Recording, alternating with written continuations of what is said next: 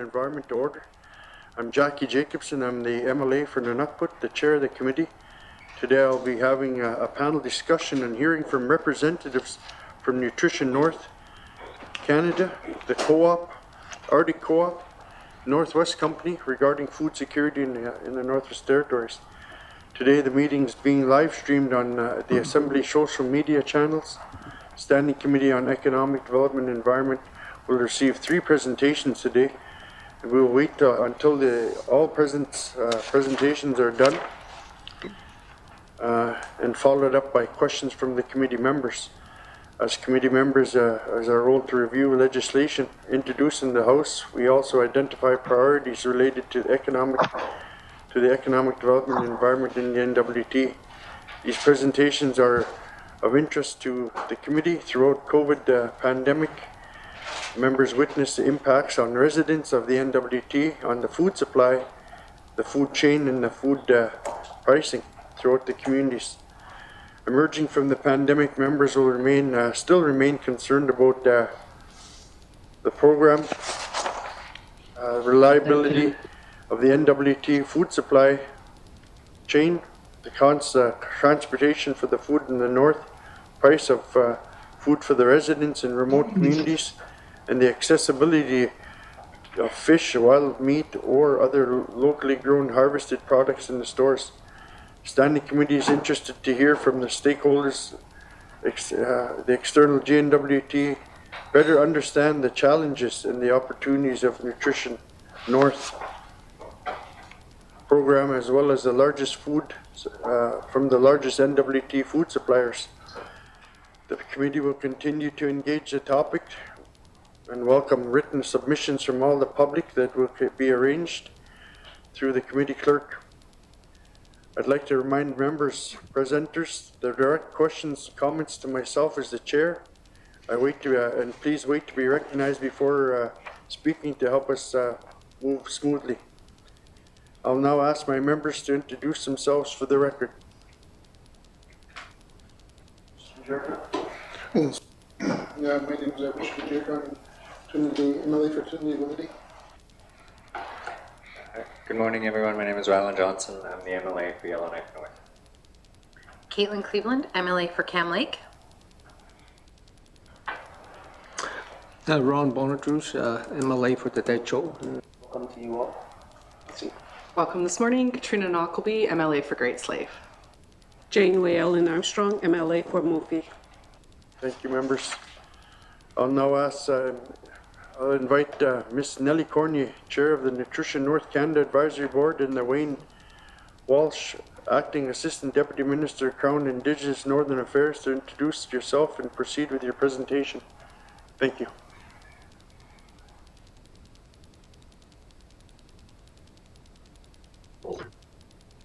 Are we on? Good morning. I hope you're all having a nice day. Today, I am here, as you expressed, as chairperson of the Nutrition North Canada Advisory Board. Acting Assistant Deputy Minister of the Northern Affairs Organization, Mr. Wayne Walsh, is here virtually also to help share with you the specifics of the Nutrition North Canada program and to help me answer some of the questions that we may have more detailed answers for. First off, I would like to express my appreciation for the effort that government of the Northwest Territories is putting to create a strategy to support food security across the territory. Food security in the Northwest Territories has been a long outstanding issue and does require attention and support from all levels of government. Although I am here representing the Nutrition North program, I'm also a lifelong resident of the territory and have seen the impact of food insecurity for many, many years. And at the same time, we have had some advances, but however, we're far from reaching the goal that many of our constituents would like to see and experience a lower cost of food. To start, I would like to note that although Nutrition North Canada is often seen as the federal government's only response to food security, it can only go so far.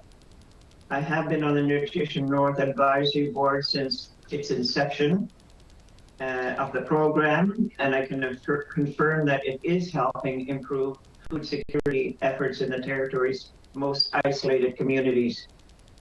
But NNC is not the answer in itself to addressing the complex issue of food security, but rather it should be seen as a tool that can be used to support new and existing initiatives.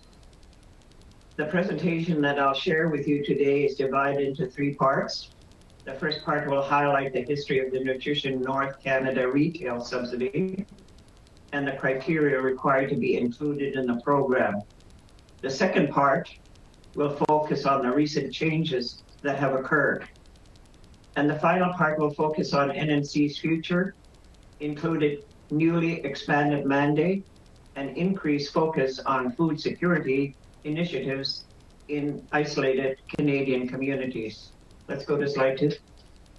Launched in 2011, Nutrition North Canada is a retail subsidy with the objective to increase access and affordability to nutritious, perishable foods and some essential non-food items to residents of isolated fly-in communities. As you can see, this mandate does not address the various social economic factors that contribute to food insecurity. Of the 122 communities currently eligible for Nutrition North Canada programming, 20 are located in the Northwest Territories. Of the 20 eligible NWT communities, 6 were added recently to receive retail subsidy support during seasonal isolation. These new eligible communities are identified by green triangles on the map on slide 2 and receive subsidy support during periods of isolation caused by extended freeze-ups, break-up periods of the Peel, Liard, and Mackenzie River crossings. Annual isolation for 4 weeks or more is one of 4 criteria required to be eligible for the Nutrition North retail subsidy, though the majority of time it tends to be the determining factor in NNC eligibility. Slide 3, please. One of the misconceptions about the NNC retail subsidy is that it is a transportation subsidy. It is not that it is a transportation subsidy. Although transportation cost is one of the most significant drivers of high prices, NNC is not a transportation subsidy, but rather a retail subsidy that is applied to the overcost of eligible items. In fact, NNC has no control over the cost of transportation. Recipients, retailers, and suppliers are required to fully pass on the retail subsidy. Decisions related to the most effective and economical method of transportation of goods is left up to the retailers and the suppliers and is outside the purview of the NNC program.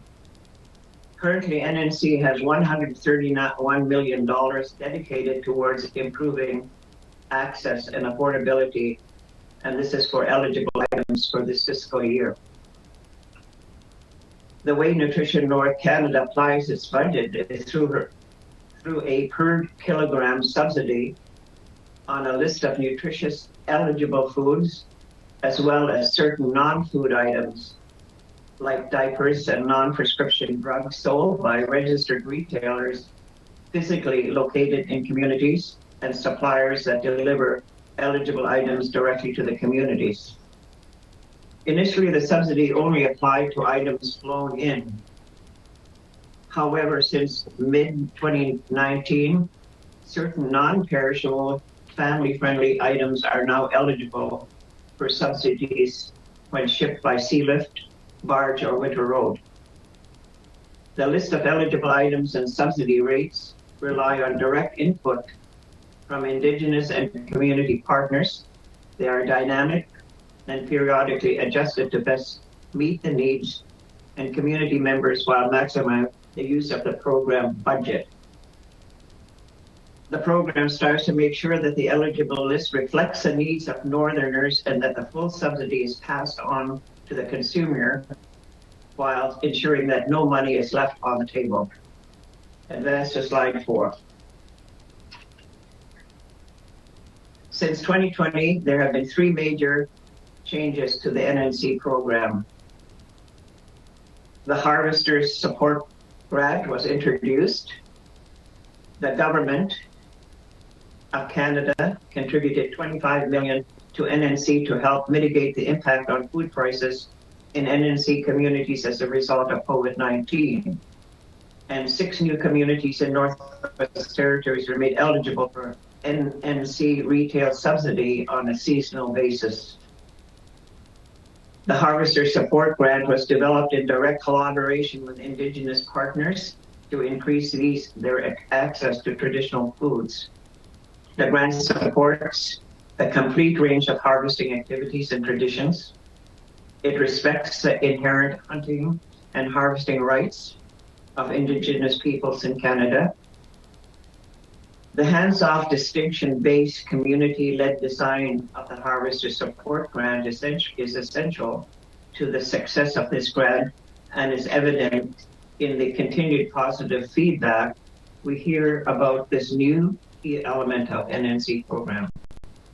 In April 2020, the NNC retail subsidy received an injection of $25 million in COVID support. This injection was to help mitigate potential changes caused as a result of supply chain challenges during the pandemic. As mentioned previously, 6 NWT communities were recently made eligible to receive NNC subsidies.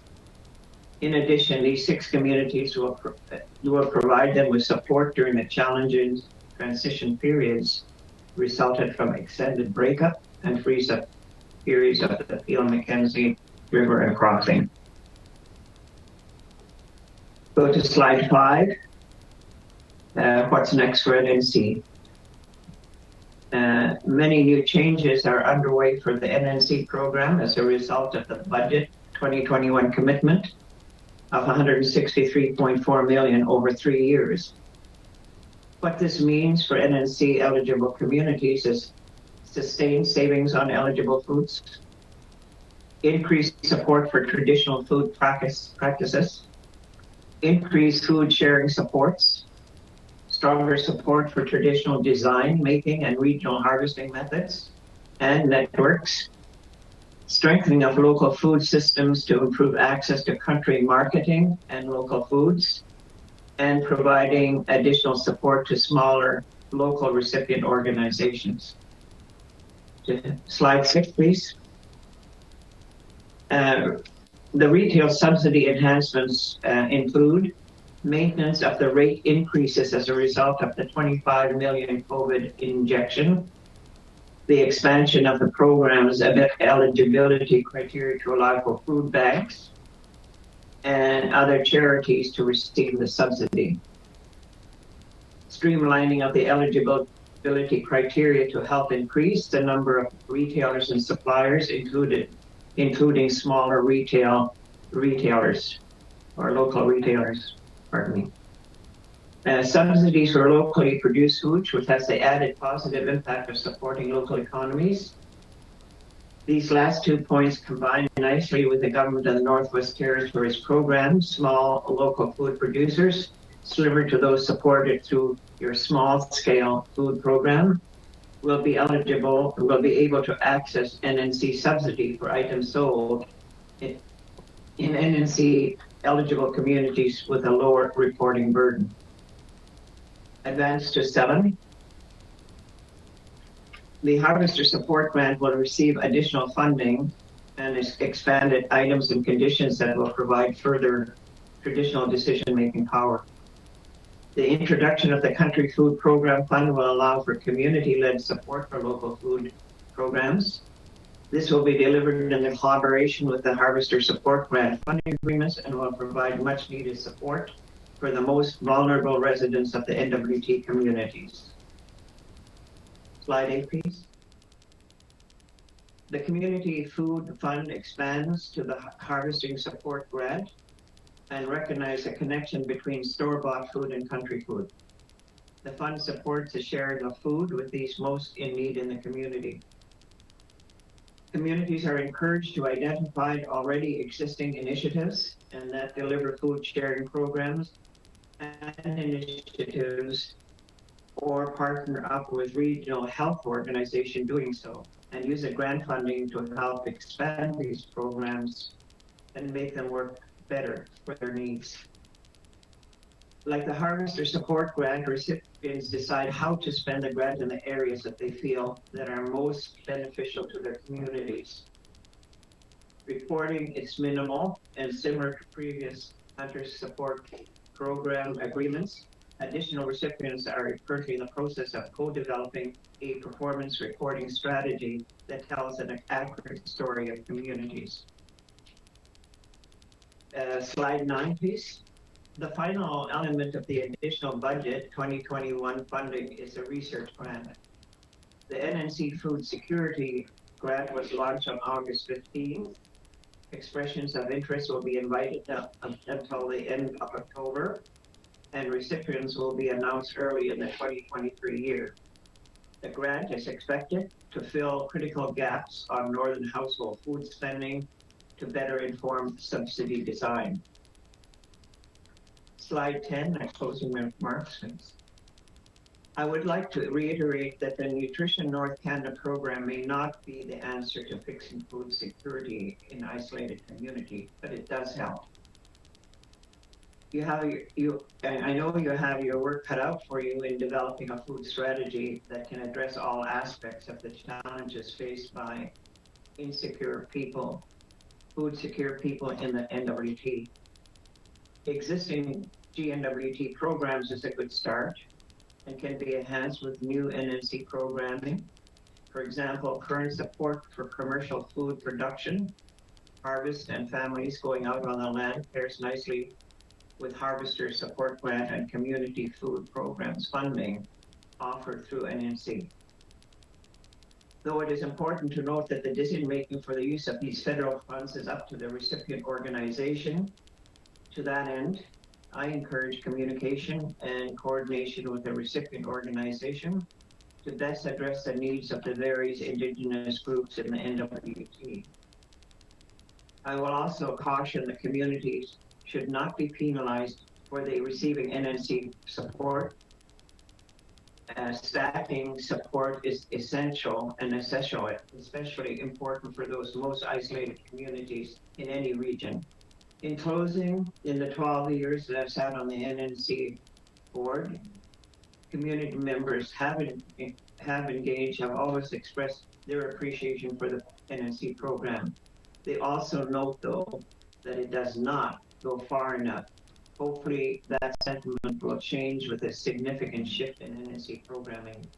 Something I have noticed in many years with the program is that people working on the program are dedicated, willing to make improvements, and are always open to recommendations. I encourage you to reach out to program officials with any questions, concerns, or recommendations you may have. This communication is important for the going forward measures that NNC is taking. So I thank you for your time, and I really hope that the information I've shared will be helpful in your ongoing efforts. Thank you. Priyanayani. Thank you, Nelly. Thank you for that presentation. We'll hold questions until the presentation. We're all done with our presentation, so I'll now invite Mr. Dwayne Wilson, representative for the Arctic Co-op, to introduce yourself and proceed with your presentation. Thank you.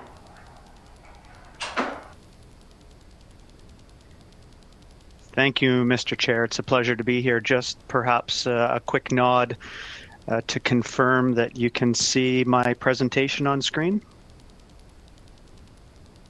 Thank you very much. 10 short minutes. I'll start with myself. My name is Dwayne Wilson. I've been serving co-ops in Canada's Arctic for 14 years now. Initially as the Vice President of Procurement and Logistics, and more recently in the capacity of Vice President of Stakeholder Relations. So I can certainly agree and attest to much of what Nellie just shared about the receptiveness and the openness of the program to work with various stakeholders to improve its effectiveness at meeting its objectives. So 10 short minutes is not a lot of time to talk about such an important program as NNC, but I will endeavor to do so, perhaps even just as just a little bit of a flavor for some of the key things that we see from a cooperative perspective with respect to the program. So the 5 quick areas that I'm going to touch on include the program construct. This might be a little bit of repetition from Nellie's presentation. I want to touch on the impact of inflation, program inequities, program improvements that we've seen, as well as recommendations from our perspective. So just a quick overview, and much of this will be repetition from Nellie's presentation.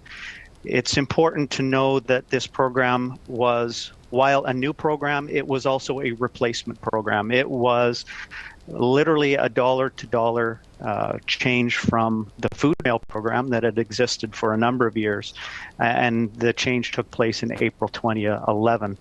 There was the total budget was very comparable, but the new program was administered through wholesalers and retailers, and it was, as Nellie pointed out, a retail subsidy with claims based on per kilo for eligible foods across multiple subsidy levels.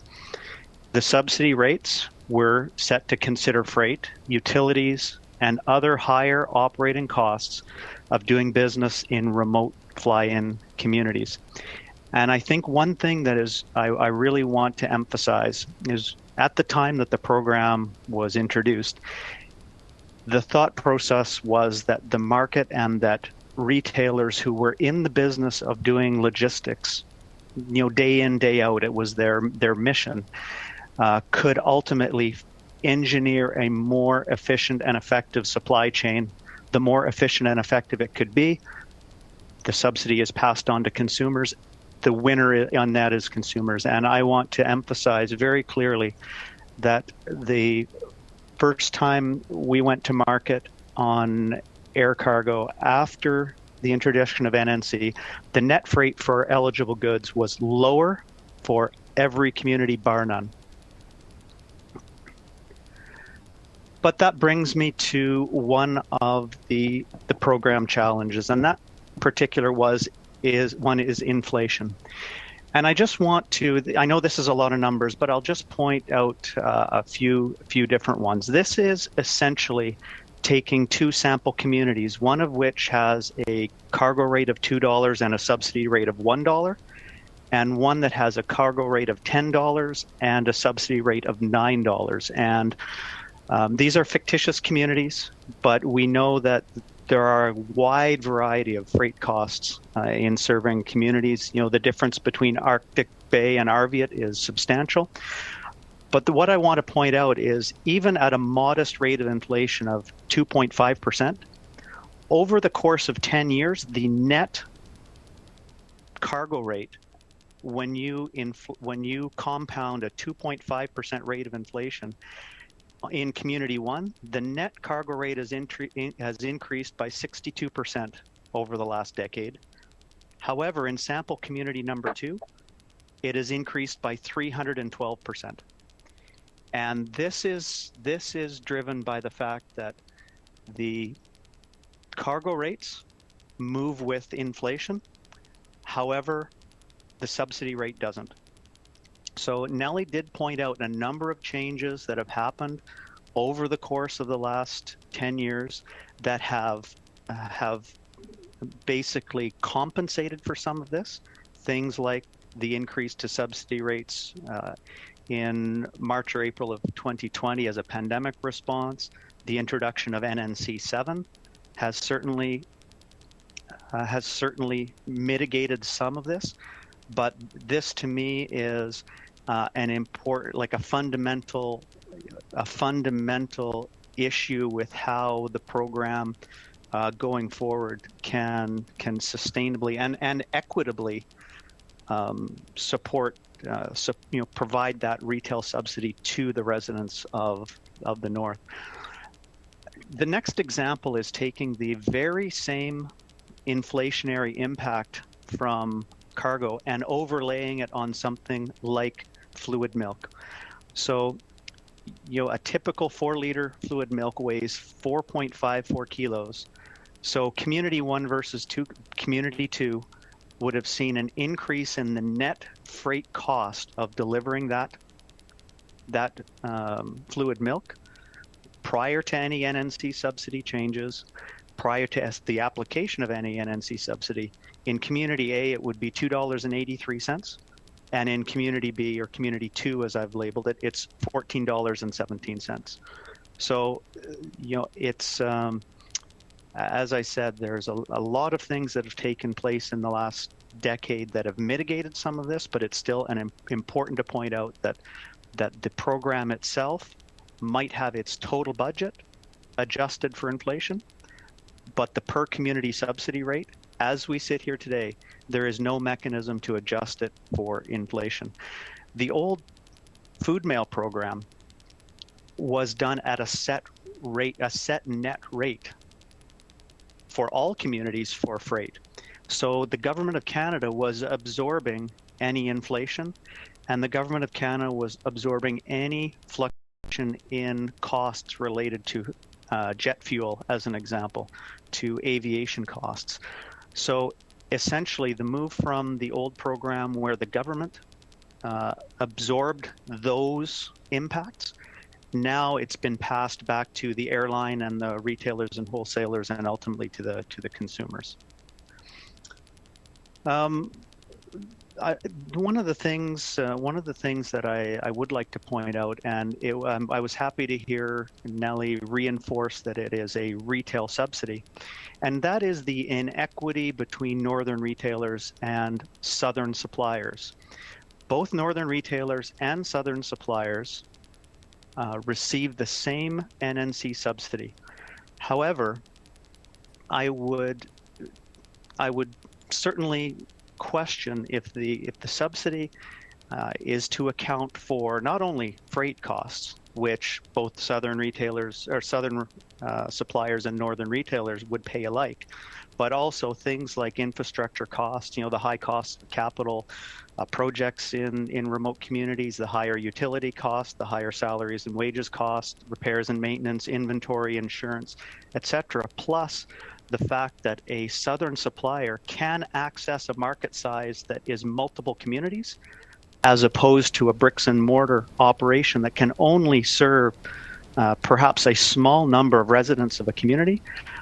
I would position that I don't feel it's equity. It creates a level playing field, and it disadvantages northern retailers as a result.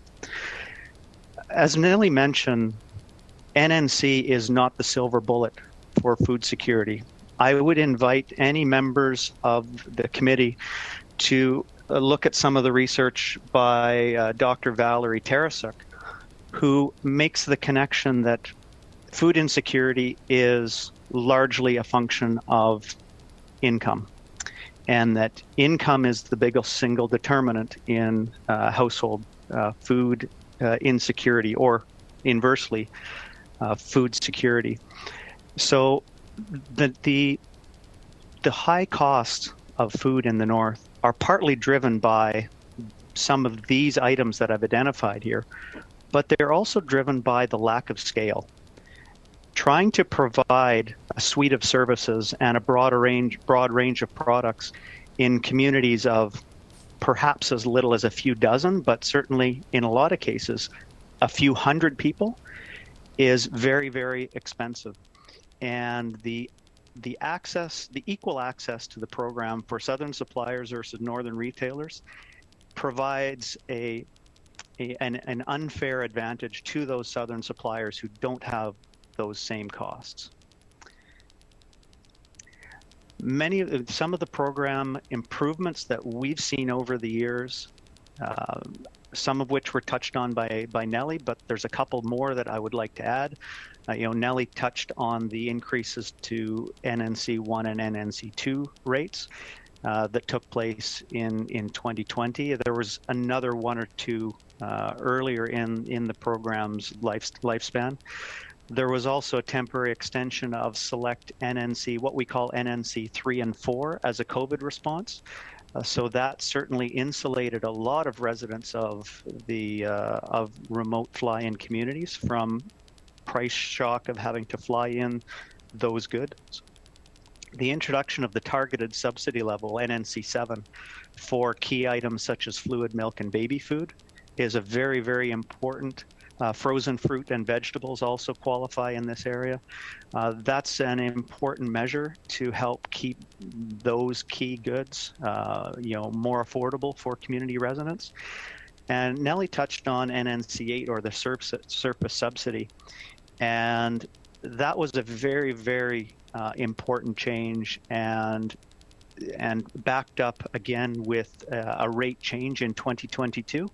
So, it's only now that the residents of the remote communities are going to truly see the benefit of that. But for many items, that was a very important change to get certain products back to going by sea versus by air, so that the benefit of the subsidy was going less to airlines and more to consumers, that we were actually improving the utilization of a program with limited, with a fixed budget to try to maximize the benefit to people. So I really want to applaud the program for the steps they've made in that area. And then, as Nellie mentioned, there were some communities in the Northwest Territories that were added to seasonal eligibility. And that gets me to my second to last slide, which is my program recommendations from our perspective. One is to consider scaling the subsidy rates for inflation. Number two is to extend NNC 8 eligibility, and that's the surface subsidy, to all non-perishable NNC 1 items. To consider a different subsidy rate for southern suppliers who don't bear the same cost burdens as remote community retailers. And lastly, there still remains one community that bears the cost burden of the seasonal river breakups, and that is Sax Harbor, Northwest Territories. So I would certainly encourage the program to consider a different rate seasonally for Sax Harbor, so that the residents of that community don't bear the additional costs of the air shuttle over the, due to the impassability of the river crossings. And Mr. Chair, thank you. That hopefully stayed within time. I know it's a lot to cover, but that concludes my presentation. I just want to emphasize, what the vision, a cooperative is a group of people working together. And, the co-ops of our federation, they share a vision of people working together to improve their social and economic well-being. So I thank you for the opportunity to help deliver on that vision by participating today in your meeting on this topic. Thank you for your presentation, Mr. Wilson. Now I'll invite Mr. Mike Bolio, VP of Canadian Store Operations for the Northwest Company, to introduce yourself and proceed with your presentation. Good morning, everyone. I'm hoping everyone can hear me, and I have a presentation that should be up on the board right away. I want to express my appreciation first for the invitation to participate in today's discussions, and start just maybe by echoing and sharing our support for the feedback provided by Nellie Cournoyer regarding the program, and share many of Mr. Wilson's comments that he's shared as well with the community this morning. My presentation is in three parts. I have a short intro in regard to ensuring that folks understand who we are as a Northwest Company, some feedback around NNC, and some general supply chain commentary to share with the community this morning regarding food security. If you want to flip to the next slide. If we could flip one more slide. There we go. So quick map of Northwest's footprint. We operate across northern Canada. leading retailer in Northern Canada and Western Canada. We also operate a chain in Alaska called Alaska Commercial Corporation, and we operate a chain that operates in the South Pacific and the Caribbean. And those stores look and feel much like a Costco type environment in these island communities, and they share, along with our Alaska chain, the commonality of logistics, which is one of the core competencies of our business, and which all of our business relies on. We have over 7,500 employees. We offer a broad range of food and household goods in the markets we serve. And in particular in Canada, we have 135 stores with over 3,000 Indigenous employees. We move to the next slide.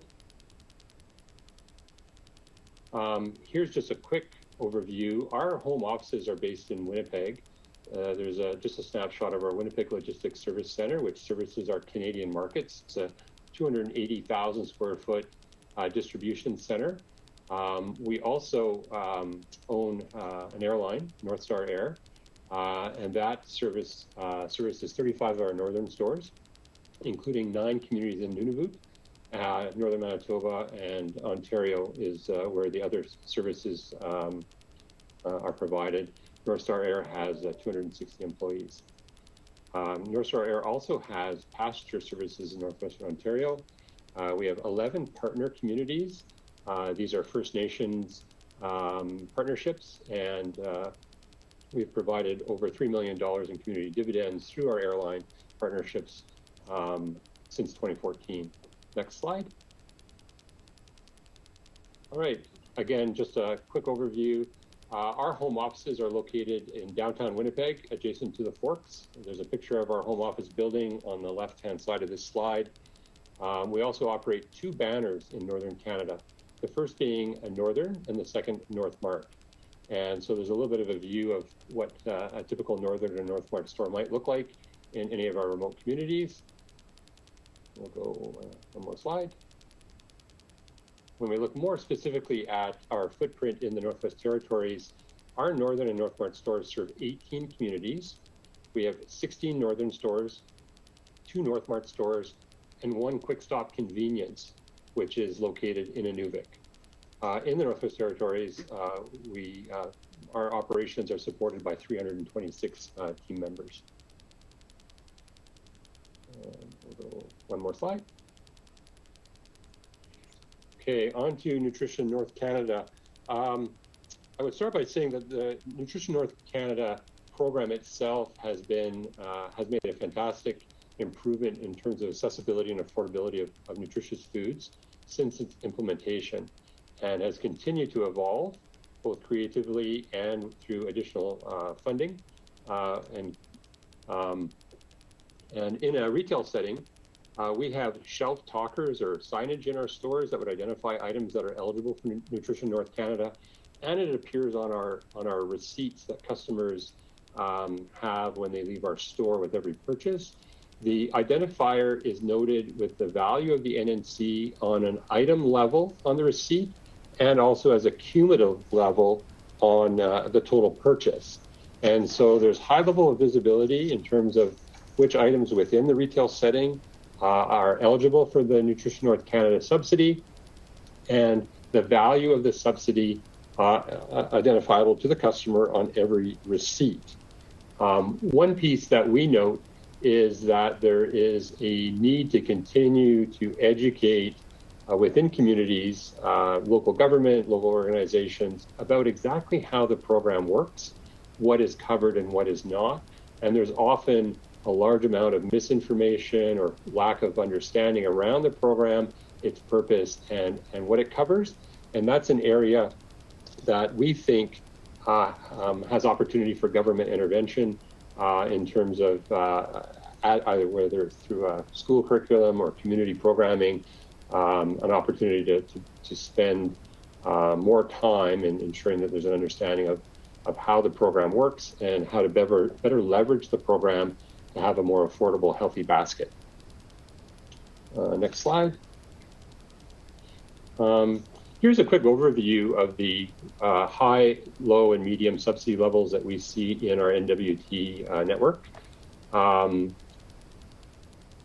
Without getting into too much specifics, we've provided some examples on the slide around what qualifies for the highest level, the medium level, and low level of subsidy, noting that milk, infant formula, infant cereal, and frozen fruit and vegetables are in the highest category. The medium category covers items like fresh vegetables and fruit, fresh meats, fresh and frozen meats, flour, cheese, eggs, poultry, fish, and seafood. And the lower level of subsidy would cover items like unsweetened juice, pasta, bannock and pancake mixes, cream, bacon, canned fish, and you'll see the low level of subsidy more prevalent in the less perishable areas of our stores.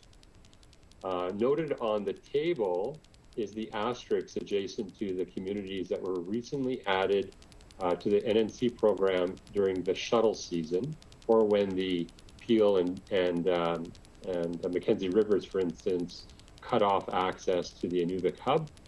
We would switch to an air service, and then those eligible goods that ship by air during that period benefit from the NNC program.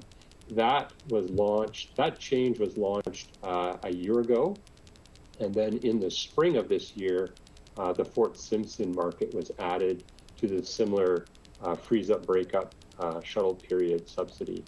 And that change has made healthy foods, more affordable throughout the year, but also made them more accessible during that time of year where our delivery and supply chains are most constrained. If we'll go to the next slide. I think Nellie and Dwayne both iterated the effectiveness of the program since transitioning from what was the old food meal program. And we've been measuring this as well. And I've provided on this slide an overview of consumption. And if we think about the effectiveness of impacting household affordability, healthier foods, we look at consumption as being one of the key or primary markers to look for. And since implementation of Nutrition North, we've seen an increase in consumption of 43% in meats, 37% in produce, and 25% in dairy. This is for the period of 2011 to 2019, and I've excluded the period that was been impacted by both the pandemic and some of the increases in subsidies that were the investments made by Nutrition North Canada during that period.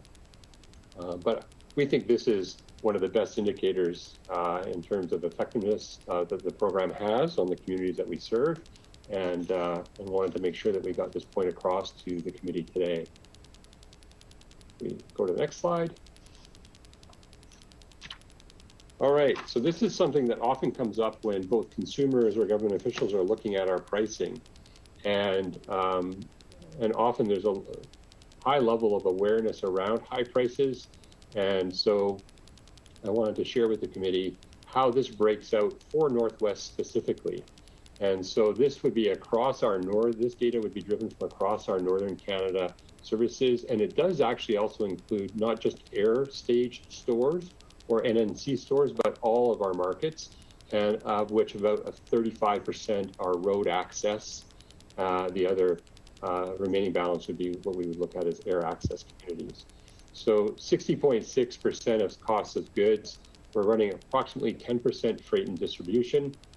In particular, this year, with some of the fuel cost inflation, that number more recently is driving upward. Our staff costs are running about 9.1%, occupancy of 7.8%, our other operating expenses 6.5%. We have an earnings of 3.9%, and interest and income taxes of 2.1%. Comparative to other retail banners across Southern Canada, our earnings are publicly available, by the way, we're a public company, are really no different than other retailers. It really does come down to the high costs of serving small market realities or small market economies, and the high cost of serving those, including a large part of which is those freight costs. You can flip to the next slide. Okay, so more generally, I wanted to talk not so much specifically about NNC, but what we saw happen over the last couple of years through the pandemic. And we've really been able to prove out the value of having that brick and mortar footprint in our remote markets as a service provider to our communities. We noted that operations throughout the pandemic, while challenged, and specifically in some markets with some COVID outbreaks, were extremely challenged. Our business was effective at pivoting to flexible hours, again, working in large part with community health professionals and community leaders. We also pivoted to an online ordering capability, curbside pickup, and home delivery in many communities where people weren't able to get out to stores. We were able to implement very effectively safety protocols throughout our entire network, which included our distribution, trucking, and air service providers and our stores.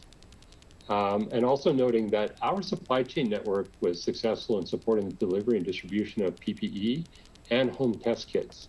And so it proved that, again, that brick and mortar presence in our communities has a tremendous value beyond just the food and general merchandise that we sell every day, but was able to partner with government at both the territorial and federal level at ensuring that key supplies made it into community and into the households of customers that we serve.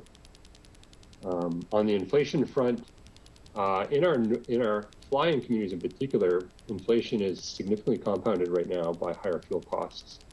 We're seeing our fuel riders that we have in our transportation network are running currently about 150% higher than they were just a year ago. This is impacted in particular in the NWT flying communities, and noting that the Inuvik hub area has a 3,200 kilometer trucking route from Edmonton. And while there's a seasonal subsidy when air shuttle is in place, that long road network has no other types of subsidies on it. It would be the longest road supply chain to remote markets that we see anywhere in Canada, and is something that I would like to put in front of the committee, something that should be considered, given the high cost of getting food into that entire Inuvik hub, in which communities like Aklavik, Polituk, even though they qualify for NNC, and the air component or air stage component of serving those communities receives a subsidy. There's a 3,200 kilometer trucking route before it gets there. As a business, we're working to reduce costs in our network to protect our customers from price increases and inflation. We've recently implemented higher focus on shrink reduction, especially on our perishable handling processes, and again, all about reducing costs to protect consumers. As a side note on that point, our markets for goods that would otherwise be consumable but maybe near dated or unsaleable, we donate all of those products to local food banks, churches, community organizations, soup kitchens, to ensure that that consumable food is not ending up in landfill anywhere. And that's a commitment that we've made to all of our communities and a standard operating practice for our store managers. We've also introduced expanded promotional programs to reduce inflationary impacts. We're working hard with our vendors at driving cost savings that we're passing through essentially a price drop program in our markets, and that's been well received. And we're seeing more and more consumer basket moving to taking advantage of promotions when they're in place. And then on the vendor side, we're carefully assessing and negotiating all increases that are being passed on and challenging our entire vendor network to substantiate exactly why and what increases are in place. We are seeing that in addition to the ingredient costs for the goods that we sell, we're seeing inflationary increases in packaging, and we're seeing inflationary increases in inbound shipping costs. So some of those same fuel costs that we expend moving goods to the north, our vendors are expending getting goods into their factories and out to distribution centers. vendor shortages and disruptions are currently having minimal impacts. We noted that during the pandemic, there were a significant shift in spending across all networks as people shifted from restaurants to buying groceries in grocery stores, and the need for cleaning supplies and paper products caused a lot of disruption in the supply chain. We're seeing much of that now having worked its way through, and only seeing at this point very minimal impacts. And note that during the pandemic, when these events were occurring, that we were pretty successful in pivoting to replacement goods and really having minimal impact overall on the communities we serve in the Northwest Territories. Flip to the next slide. Air transportation remains stable. So this is something that's just worth noting, is that there's a pretty robust air transportation network in the NWT. Our ownership of North Star Air, while we're not serving any NWT communities, it has proven valuable in terms of allowing us to pulse in additional response when and where needed. We did this over the course of the pandemic several times in Nunavut, where there was some struggle getting airlift capacity to move product to communities. One instance that stands out in particular is the water crisis in Inuit. We immediately pivoted aircraft and charters of water to the community, and invested in ensuring that the cost of water remained stable throughout that crisis. And note that our own ownership of our airline helped us respond effectively to that. More recently and relevant to this committee is the impact of the bridge that was out on the Dempster Highway. And again, I think it provides insight into the responsiveness of all the supply chain stakeholders. I think communication during that outage between the government and our supply chain partners was very effective and timely, so that's worth noting. But the bridge itself being out certainly demonstrated the fragility of the road network, and having just that single line of road network to the Inuvik hub. It'd be worth noting that one of the other stakeholders that came to the table when that bridge went out was the NNC program administration themselves had contacted us. We were able to pivot during that period to implement the NNC subsidy. However, note that of the $170,000 in air costs that we incurred to ensure a stable food supply into the Inuvik hub while the road was out, there was a $176,000 spend on air freight, of which $33,000 was covered by NNC. And you can see, though, that while the bridge outage was very short term, having that cost of a $176,000 pivot to air is worth noting. And it doesn't take a lot at this point to put at risk the supply chain into the Inuvik area from a road access perspective. The other point that we'd like to make is that the reliability and stability of the barge shipping, it remains critical to the affordability and accessibility of staple goods. So that canned goods that have dating, or staple shelf goods that have dating, cleaning products that are shelf stable, are all benefit from the lower shipping costs afforded by barge.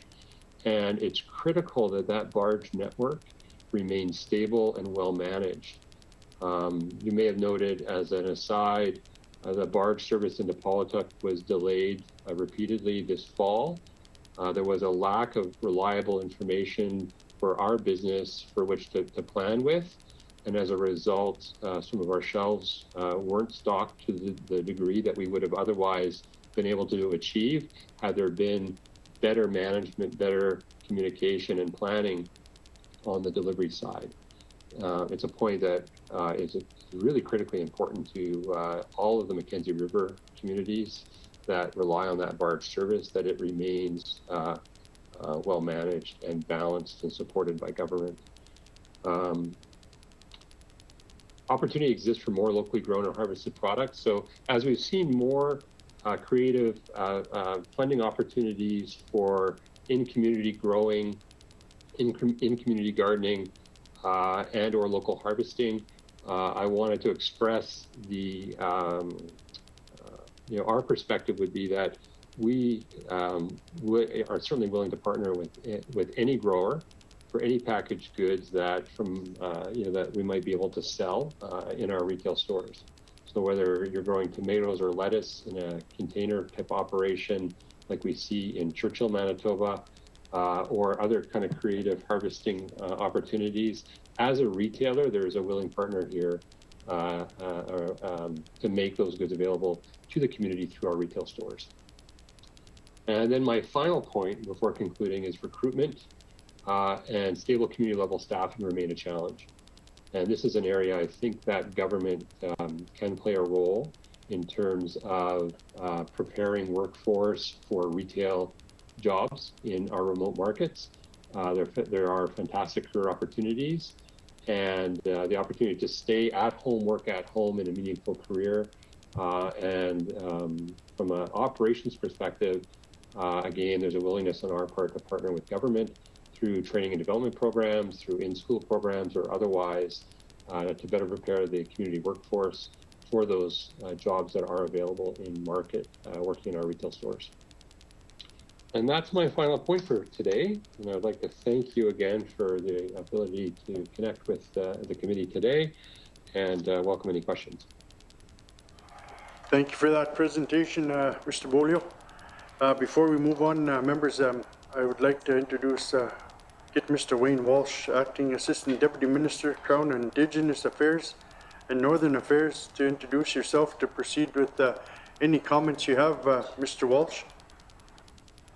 Yes, thank you very much, Mr. Chairman. I hope you can all hear me okay. First of all, I want to express my sincere gratitude for the opportunity to be with you here today. I started my career as a young man working at the Legislative Assembly in the Northwest Territories in Yellowknife when Nellie was Premier. So I don't want to date myself too much, but it's an honor to be here with Nellie before you to talk about such an important issue that affects Northerners and certainly all Canadians. There's a lot of information that has been made available to you today. There's a lot to unpack. I will keep my presentation or my comments very short. I just want to reiterate a couple of really important parts. My understanding of your work is to develop or consider development of a food security strategy for the Northwest Territories, and we're really excited to be able to participate in this. While NNC was developed solely as a retail subsidy, we've increasingly over the last 5 or 6 years taken a food systems approach to promote food security and food sovereignty. And I think that's a really important point to make. Minister Vandel's made an announcement on August 15th in Inuvik that is a good reflection of this. Nellie spoke about some of the improvements that we've made or the new program enhancements around the Harbor Support Grant, the Community Food Program. Both, I think is really important, is both promote self-determined solutions, and both have been co-developed to leverage complementary food security programming from other governments. And this is something that we hear loudly from communities, and it's something that I would encourage you to support and also explore. Finally, the best solutions as we've worked through our local solutions. So in the North, by the North, and really community driven. We see this, the Kluane First Nation has a food security strategy that's been in place now for almost 10 years. Incredible successful outcomes driven by the community for the community. And I would encourage, if you haven't already looked at that strategy, to have a look at it and see how they've implemented and what the outcomes have come as well. There's also the Inuit Nanga food security strategy, which has been driven by the Inuit organizations, and they're taking an Inuit Nanga approach, again, driven by the communities, for the communities. And I think that's where the real opportunities lie. Finally, we're focusing a lot today on Nutrition North, but there's also lots of other activities that are happening at the federal level in supporting food security. Namely, we've got the National Food Policy with Ag Canada, and Minister Bibeau, as well as Minister of ESDC, are about to launch the development and engagement of a national food school program. So again, another national initiative that I think could bear fruit, no pun intended, for schools throughout the North, but particularly in the Northwest Territories. So there's lots and lots of things that are going on. I will leave with one final point, and it's a point that Dwayne made, and I think is really important to reemphasize. Delivering food in and of itself was not going to solve food security. The root cause, as we all know, is poverty and income security. And so we need to collectively look, whether it's federal, territorial, provincial, Indigenous governments, at strategies and solutions that address the root cause, whether it be, education, economic development, investments, local economic growth, local food production, cultural reintegration, food sovereignty. There's lots there, and so I don't envy your work, but it's I think it's noble, and I'm excited to be able to contribute in the conversation today. And frankly, we're always looking to work with partners to address this important issue. So thank you for that, Mr. Chair. Thank you for that, Mr. Walsh. Now, members, I'll open up the floor for questions for the committee. If you have any presenters that would like to respond, please let me know, and then we'll work with each other to get the responses. But if you have a single company you'd like to call to ask a question, you're more than welcome, members, to do that. So first on this, I have Ms. Nalkobi. Thank you, Mr. Chair. Thank you to all the presenters today and for all the hard work, and particularly to Nellie for sitting on that advisory board as long as she has through probably quite a bit of turmoil in the Northwest Territories. I've sat here the whole time nodding along, and I'm going to try to keep this fast because this is a huge topic for both the committees that are represented here today.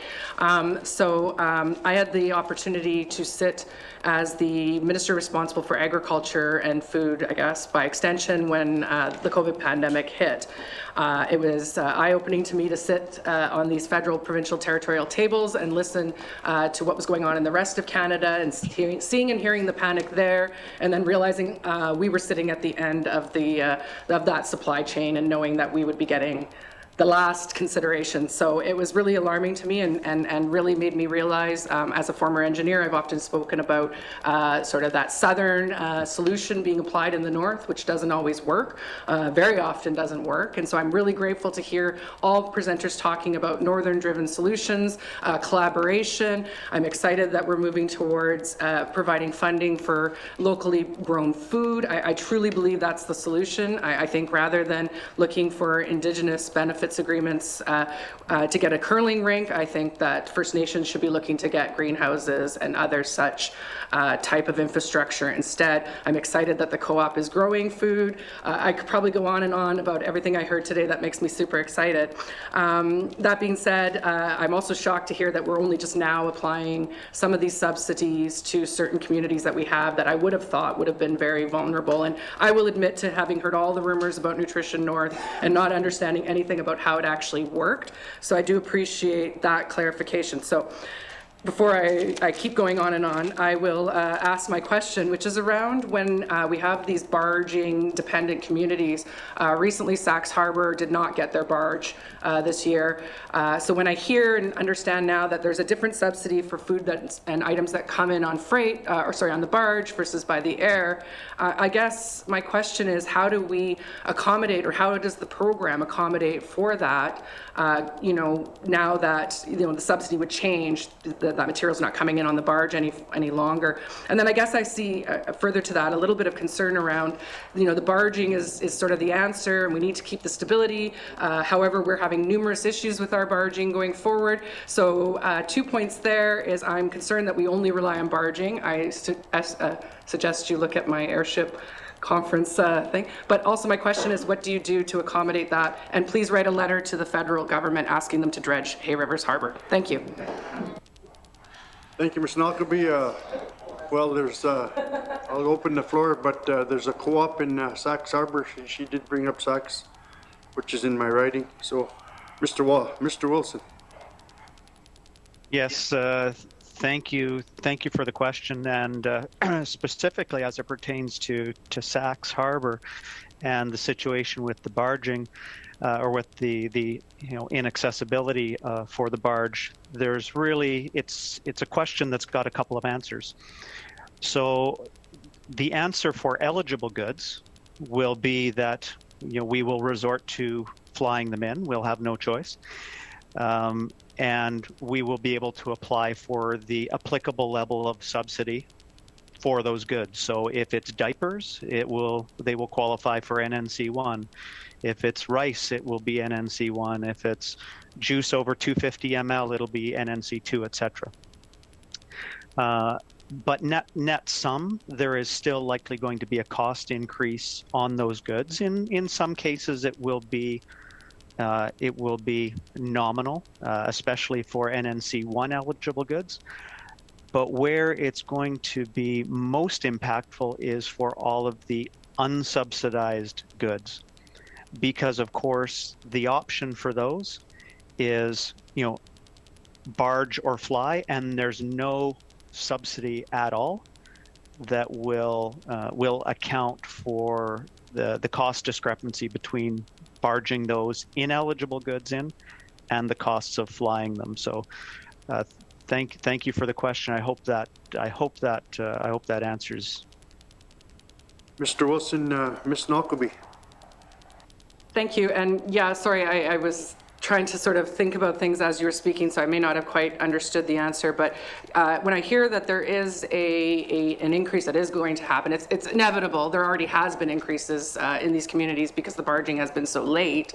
And then we have a minister that stands up in the House and says that increase is not going to be passed along to our community members. However, I think it's inevitable some increases will be, but to me, that sounds like then that the GNWT will be stepping up to pay that extra piece if the minister holds true to what she said.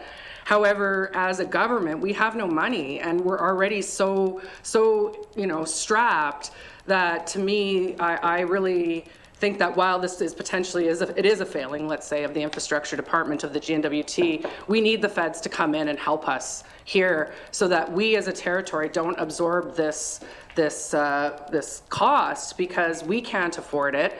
And we have a lot of issues where the federal government has left us behind the 8 ball with no infrastructure. When I hear the comment about the 3,200 kilometer road down from Inuvik to Edmonton, I also, as the former infrastructure minister, am well aware of the precarious nature of the Dempster Highway and how we're literally just, moments away from there being an accident there at some point. And there is no impetus on the government of the Yukon to fix their side of the highway because there's not enough traffic that comes in from the Northwest Territories to make it worth their while. So the federal government, if they truly care about federal security, and I'm sorry, Mr. Walsh from Cernak, this is more directed towards you, you need to fix that road. You need to fix and build the Mackenzie Valley Highway. We won't have any food security in the north until that happens. Thank you. Thank you, Ms. Knockleby. That really comment. Yeah, thank you. Anybody would like to respond to that? More of a comment? Mr. Walsh? No? You're all good? Yeah, just very quickly, I appreciate the members' comment and question, and certainly during the development of the Arctic and Northern Policy Framework, the question of the infrastructure gap that exists in the north, we heard loud and clear, whether it was in Northwest Territories or Nunavut or even, frankly, in places like Labrador and Northern Ontario. So it is, the point is noted. I know Minister Vandal hears about the infrastructure challenges, and we're working with other federal departments and with the territorial government to announce, to see what can be done over the long term. But the point is taken, it's noted, and I appreciate the comment. Thank you, Mr. Chair. Yeah, thank you, Mr. Walsh. Next on the list, I have Mr. Monatrush. Merci, Mr. Chair. Merci to the Food Security Group for appearing before us. It's a very nice forum, and it's a long time coming for most of our committee to question, and, you know, perhaps it could have been a territorial forum so that everyone else truly affected could express their concerns. I guess some of the stuff that that I see anyways, I'm from the southern end of the Mackenzie there at the beginning. But, and when you go to social media, there's always posts of the northern communities, the isolated communities, and the prices of their goods, their foods and stuff, and concerns that the subsidies, the program subsidies are not really working for those people. Because the prices are still astronomically high for, you know, a lot of the main food items, especially if you're looking at fresh vegetables and the meats that our people rely on heavily. And it always seems like, you know, maybe it's different, I don't know, but we always see that, you know, it's probably profit over, you know, good intentions. And that's kind of a concern to a lot of people. I don't know if you've changed anything, you know. I don't know if you ever increased the budget to accommodate all these. You know, people were moved around in the early years by the Canadian government. You know, just to accommodate sovereignty. You got the DO-line sites, everybody was moved up. And yet we're not truly helping them with the cost of goods and the subsidy. And those are the concerns there. I'm wondering if you guys could speak to about the actual subsidy program, whether there's any improvements, and maybe, you know, the profit margins and how that plays a role in all this, Masi. Mr. Bonchusha. Mr. Walsh, we'll start off with you and with the program, and then we'll go to the both co-op and the Northwest companies. That's okay. Mr. Walsh.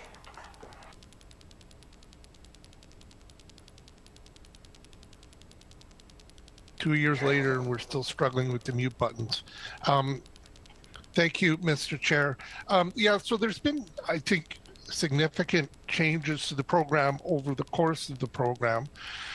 A lot of those changes, Nellie can actually also speak to.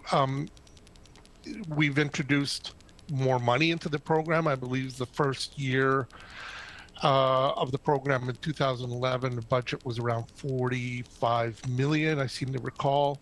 And currently the overall budget for Nutrition North is now north of $140 million. So we have added more money to the program.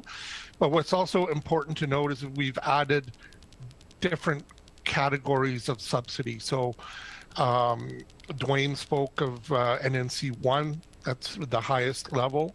So there's new items on that.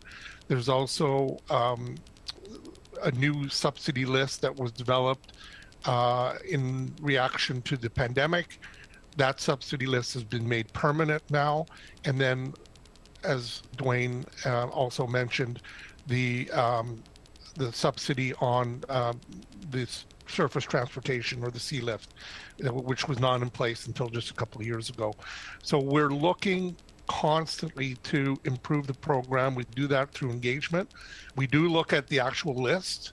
People have told us what's appropriate or what's more culturally relevant, and we try to be responsive to what's on the list and what's not. And we're always looking for good ideas. So we've made some improvements, but yeah, there's always room for more. Thank you, Mr. Chair. Thank you, Mr. Walsh. Nellie, would you like to add anything? Yeah, I think, thank you. I think the reason why we were invited to meet with you is to address the whole issue of food insecurity, which we are not mandated right to do. We're providing a program within a certain budget, and clearly in trying to create a fairness and where the most needs are. I recognize and everyone recognizes that there's a lot more to do. And the strategy arrangements that people have been putting out as a benefit to, in the end, would have to go to the broader federal government, particularly. And I guess I was told you didn't have any money. I don't know whether that's true or not. Not probably. But anyway, I think, you know, we're doing what we can within the mandate and the budget. And we're also adding certain items that have been requested and certain areas to fill. And the bigger question about what more can we do has to come from a broader the recognition and a broader funding arrangement. But right now, I believe the best way we can do that is to try to cooperate and coordinate the strategies and what's best, because every region is different. I mean, right, there's no one community or one region that's the same. They have different needs and different opportunities to do an agricultural program. But certainly, you know, it's not. I'm not here to say that this is going to solve the problem, because it's part of it and it's an initiative. But there's a long way to go. Thank you, Nellie, for that. Put up your hand. Either Mr. Boley or Mr. Wilson like to go first. Mr. Wilson. Thank you, Mr. Chair. Certainly, I think I'd be remiss to not really, you know, re-emphasize the connection between food insecurity and household income. Again, the research from Dr. Valerie Tarasuk from the U of T is particularly interesting reading on this front. But one of the comments, in the comment or question was about profit margins, and certainly profit margins are part of what forms a retail price.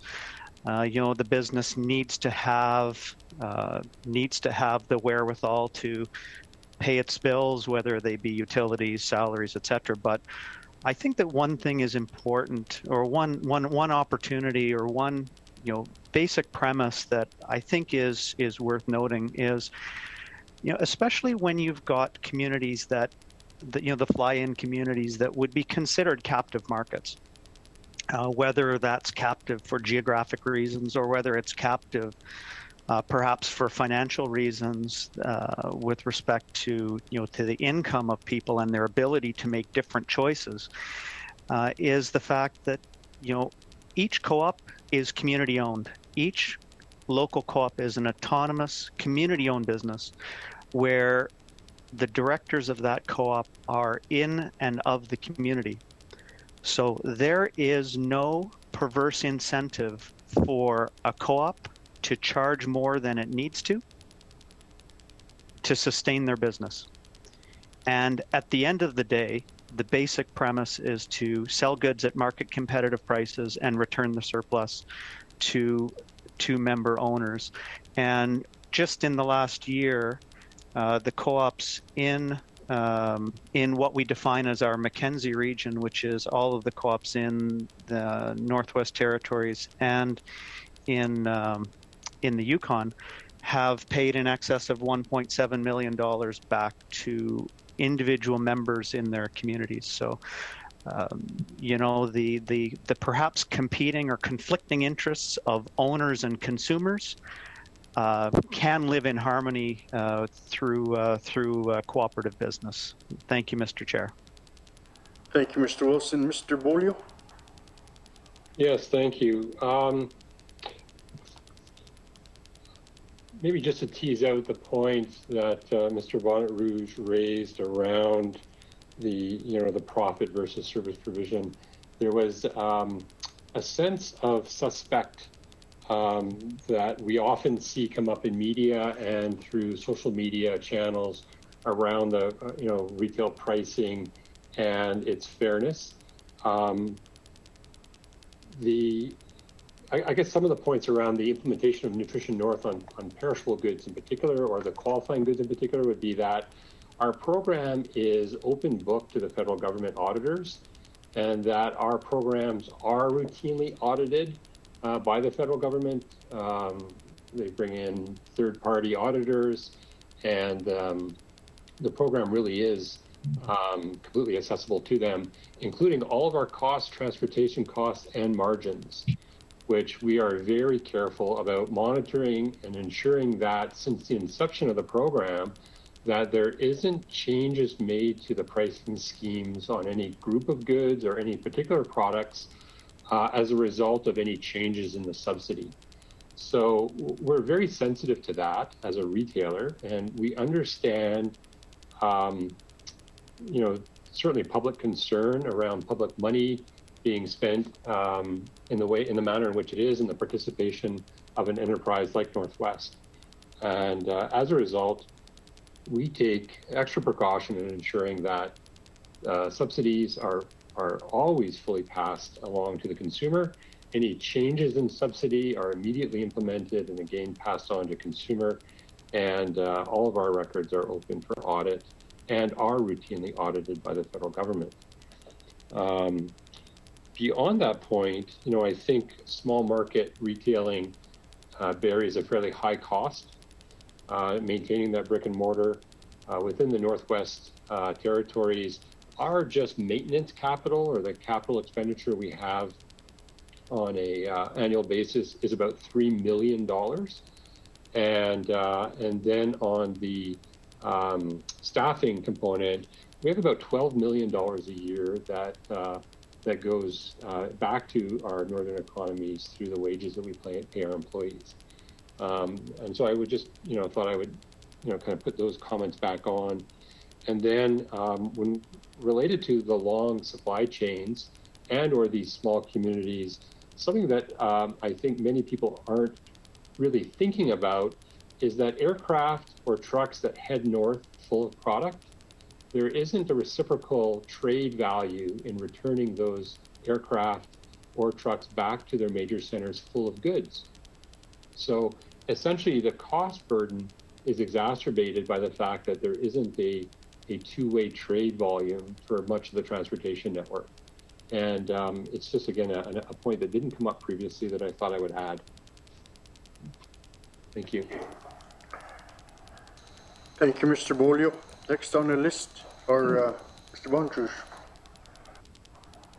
Merci, Mr. Chair. Merci to the presenters for their answers there, especially the ones that are operating as businesses. If you note those kind of shortfalls or anything like that, I'm not sure if you're requesting more funding from the program to be able to deliver, equitable and much needed important foods for our people.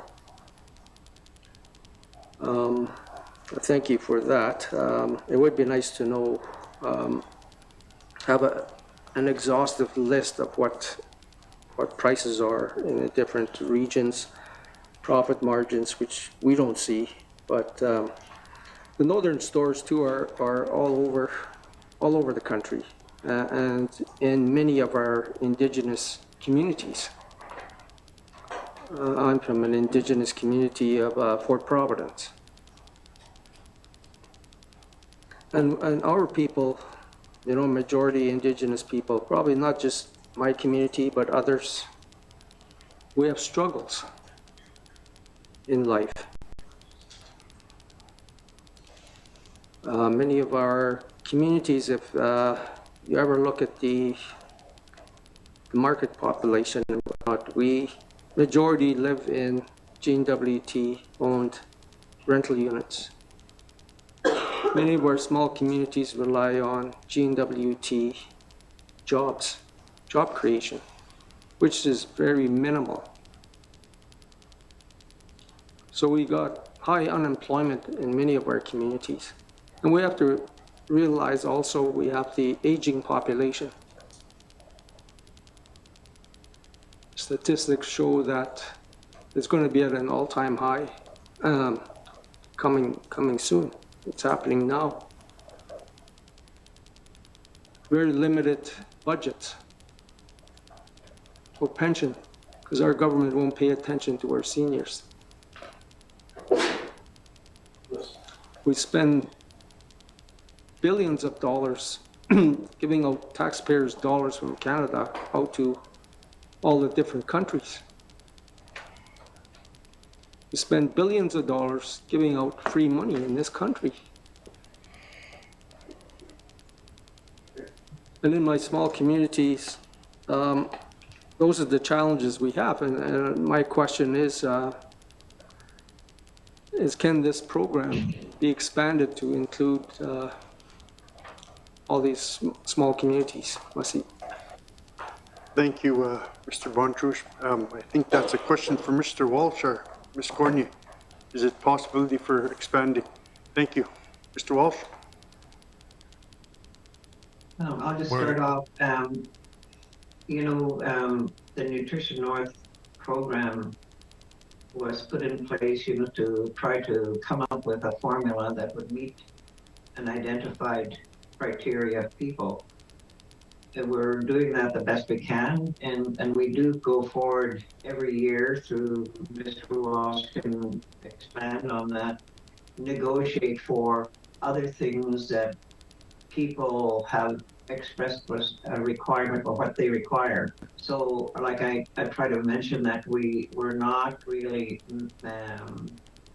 mandated to food insecurity as a whole. And so we do have a budget. We're limited to what we can do within that budget, and also limited to what we can do in terms of the administration through the board, trying to bring more to the table. But, this is a difficult situation you're in. You're in everything we do here, particularly in the Arctic. There's so many factors that determine what the end result can be in a positive way.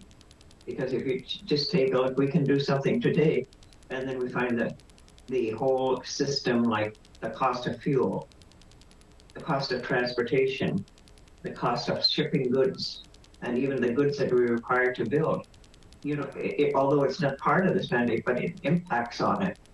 So we work at we're not, we don't have an immeasurable highway to the minister, and so there's a limitation on what we can do. So we do the best we can, and we're very open to the communities. We plan to start and begin our plan going again.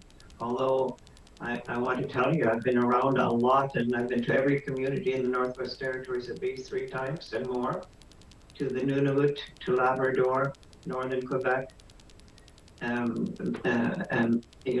also to the northern parts of the provinces as well.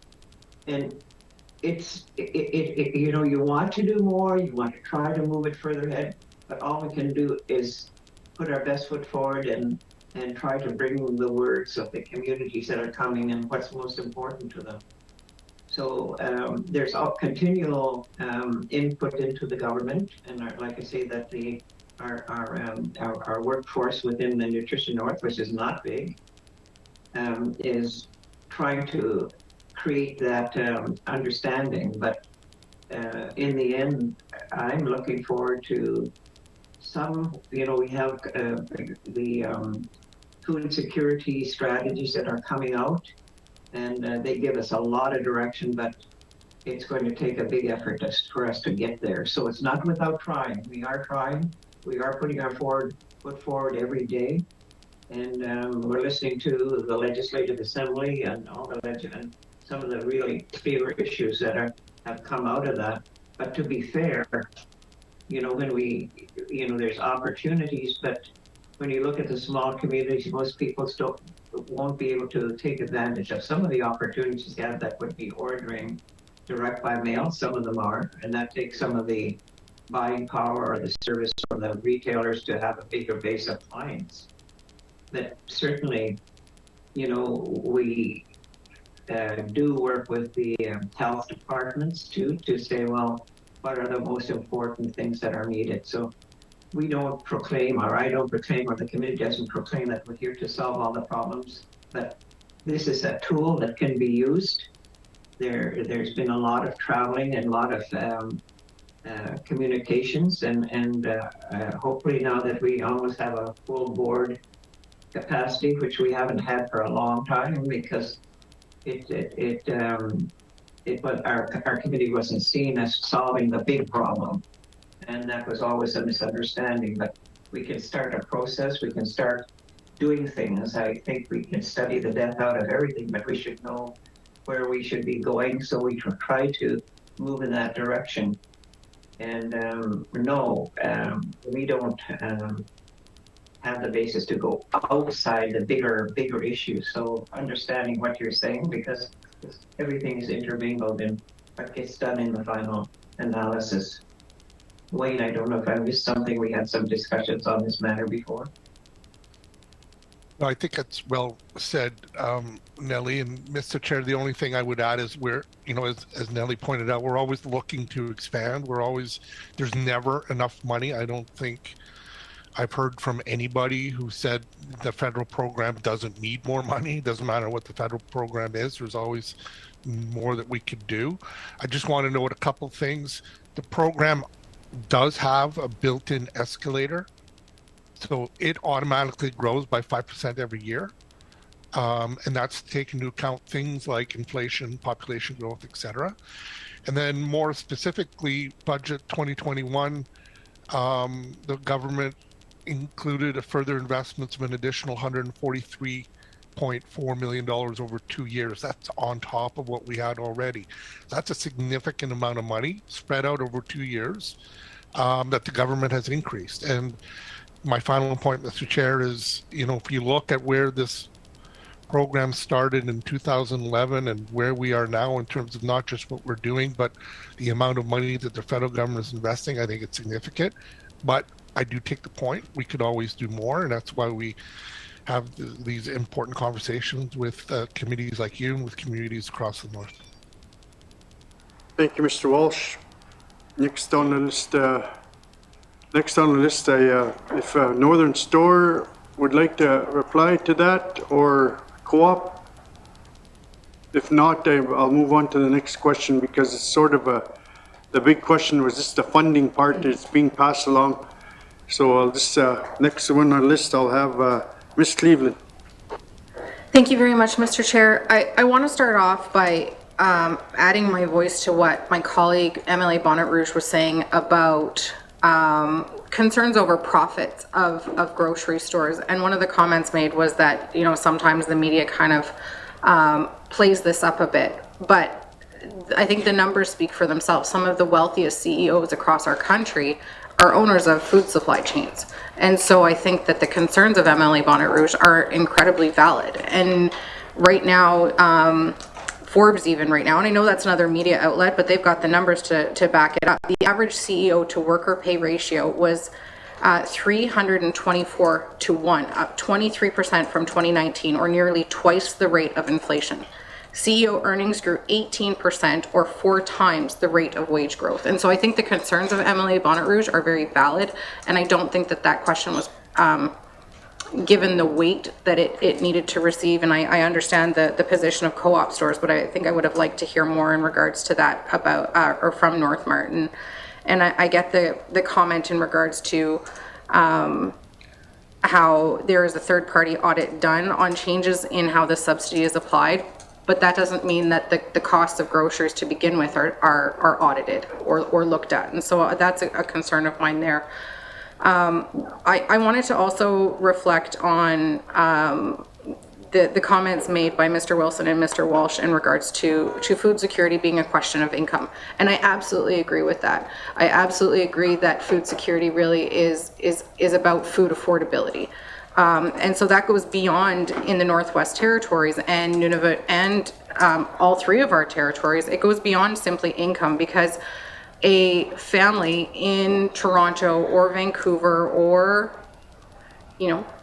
anywhere down south making a livable wage is going to gawk at a $20 head of lettuce or a $50 bag of toilet paper and have the same uproar that you're hearing from the Northwest Territories and most likely Nunavut as well right now at those rates. And so it goes far beyond household incomes in the Northwest Territories. So I guess my question there is, in one of the first slides from Nutrition North, one of the key goals was to make food more affordable. And so I'm wondering if we can hear more about what the definition of more affordable is. Is it making food in line with Southern Canada, or food costs rather, or household costs in line with Southern Canada? Is it making it in line with the cost here in Yellowknife? Because even though Nutrition North does exist in the north and we're having these conversations, I can drive an hour outside of Yellowknife to Bechico, and all of a sudden I'm not getting, 2 bags of groceries for $100. I'm getting 1. And so I just question what the starting point is of that definition. Thank you. Thank you, Ms. Cleveland. Mr. Walsh or Ms. Cornier, who would like to take that? I'm going to ask Wayne because I can talk too long on that subject matter. So, and I know you have a limited amount of time. So Yeah. Thank you. Thank you, Ms. Cornier. Well, Mr. Walsh. Okay, excellent question, Mr. Chair, and it's one that's kind of been at the root, I think, of some of the criticism of the program dating back to its inception. Regardless of the investments we've made, people in the north and the northern and isolated communities are still finding it's, the prices have reduced, but they're not necessarily affordable. And so I can get you, Mr. Chair, through the committee clerk, our specific definition of affordability that we use for the departmental results plan and how we report against that. But it's important to note that our metrics have also, we're looking at how we change some of the ways that we measure success in the program. So historically, we looked at rates of food being shipped, volumes of food being shipped, and we were able to demonstrate that on a year-to-year basis, the volume of food increased, and therefore with success.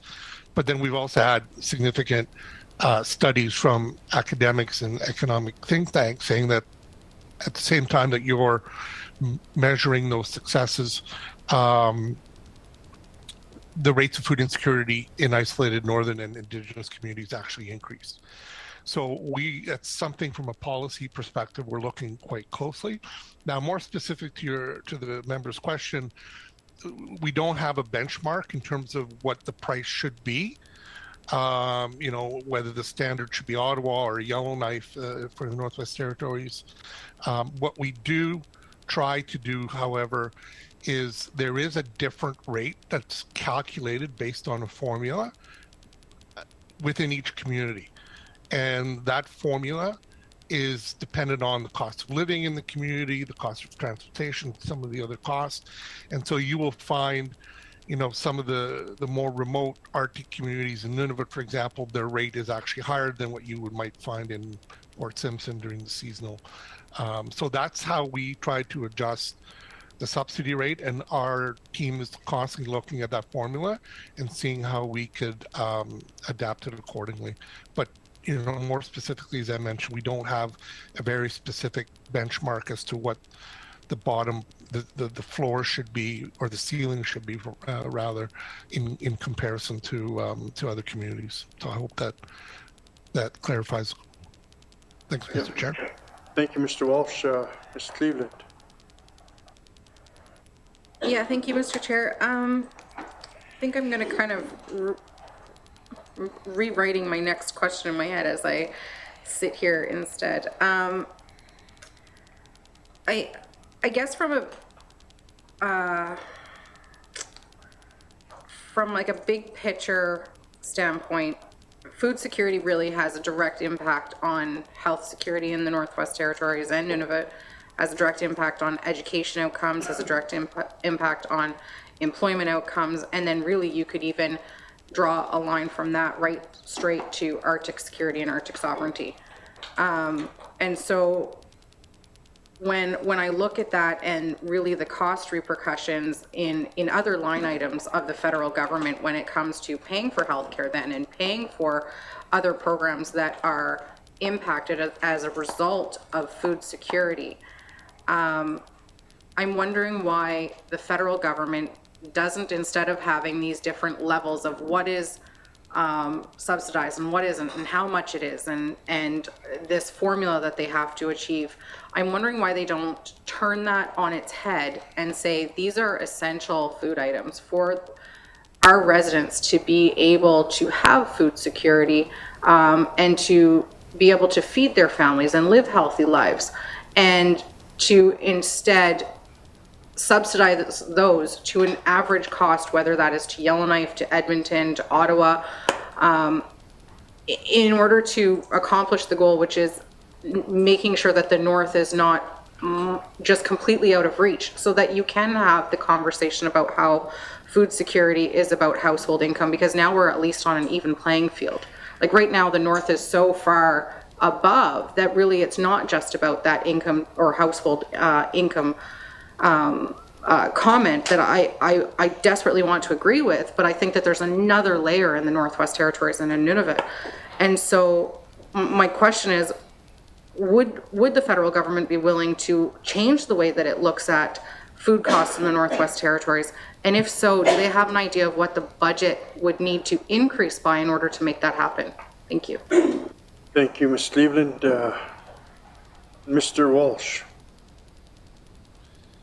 Thank you, Mr. Chair. Excellent question. Again, kind of close to the existential root of the program in a way. So the first, I guess, answer is yes. We're always looking at things and we're always looking at modifying and improving the program. The second answer is no, I don't know what it would cost. We would have to do an analysis. The other question as well, and this does come up all the time, it's like what is on the list and what's not on the list, and what do you, like at what rates do you subsidize? So, and we have that conversation all the time with communities in terms of the feedback we get in terms of what they think is appropriate and what their priorities are and what they need. The question becomes, I mean, the less things you subsidize, the deeper the subsidy can be. So is that one of the trade-offs? We subsidize less items with the budget we have and make a bigger subsidy so that what we do subsidize becomes even more affordable. Perhaps hitting that benchmark of a Yellowknife ceiling or an Edmonton ceiling or whatever benchmark you use. Or does the government then take that, or what would it cost? And is the government willing to fund that as well? So those are all, really important kind of considerations, but this is also a focus on the retail subsidy, and we're doing other investments as well. I just want to reiterate that in terms of supporting harvesters, and we want to incentivize innovation in terms of local food production. And you're right, it does have an impact, and it kind of, I don't want to call it a chicken and the egg. The member mentioned that it has impacts on education, on, I would argue, housing, on infrastructure, on economic development, and then in turn, all those things have impacts as well as food security. So I think it's important to, keep all those things in mind, and what kind of comprehensive approach can we collectively take in order to address, those issues hand in hand, and that's becomes a whole of government, federal government conversations, and that's why we're very excited about the possibility of the NWT developing a food security strategy, and what can we do to provide investments in that strategy that help, provide more positive outcomes in the areas that the people of the Northwest Territories have identified as a priority and a need. So I hope that's helpful, Mr. Chair. Thank you. Yeah, thank you, Mr. Walsh. And next on the list, I have Mr. O'Reilly. I want to remind members and maybe the presenters too, the preamble in your response is a little bit too long. We only have a few more minutes, and I have reminded the members on the list, so we'll proceed. Mr. O'Reilly. Yeah, thanks, Mr. Chair. I'll try to keep mine quick. I want to thank the panel for the presentations today. I know that there are other people that have expressed an interest in participating in our ongoing work around food security, and I'm sure our committee is going to find a way to allow those people to be heard as well. So in the interest of full disclosure, I'm a 30-year proud member of the co-op here in Yellowknife. I do appreciate the work that's been done to provide some greater flexibility on the issue of food security by Nutrition North Canada. And I know that it's not a one shop or one size fits all. I appreciate the research money and so on that they've made available, new programming. I think that's great. There have been issues raised around the accountability and transparency of the funding, and I have a better understanding of how it works now. I see that there are quarterly reports that track the amount of money that goes in, and but there's compliance reports that are also done on the suppliers that are approved under Nutrition North. And the last compliance reports I can see on your website date from 2017-18. So they're about 5 years old, and I think that maybe there's probably more. Maybe they just haven't been posted, but maybe you can just explain. I can get somebody to explain a little bit more for the public and myself. How do you ensure the transparency and accountability of the money that flows through Nutrition North Canada? I guess what I'd hope for is that there's going to be some kind of reconciliation at the end of the day about how much money retailers provide for or that they claim, and the amount of money that shows up on people's individual receipts. How do you reconcile all of that? How do you review it? And how do we have this kind of continuous improvement cycle? Thanks, Mr. Chair. Mr. O'Reilly, Mr. Bolio. Let me get viewed off. So from a retailer perspective, we're continually providing costing, retail pricing, subsidy data. All of our shipping data for qualified products is submitted on a monthly basis, substantiated by all of our invoicing directly from our suppliers. The process itself is entirely transparent to the folks at NNC, and again, there's annual third-party audits that occur over our program use, as well as other users of the program. The audit component and opening for the accessibility for an audit are contingent on participating in the program itself.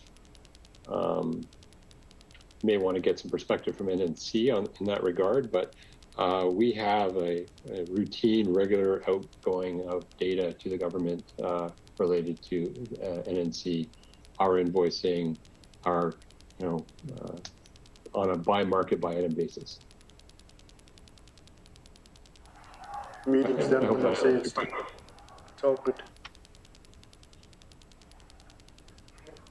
Yeah, thank you, Mr. Bolio. Mr. Walsh, Mr. O'Reilly to ask you to respond. Thank you. Yeah, the only other thing I would add, in the spirit of brevity, is we've also, Minister Vandal has announced recently the establishment of an Indigenous Northern Audit Review Committee. So on top of the independent audits that we do, we have struck this audit review committee that's been it's got representatives from various Indigenous organizations across the North. And what they will do is provide that extra step. So the third-party auditor's work will be reviewed by this committee, and then its recommendations and findings will also be provided back to Nutrition North.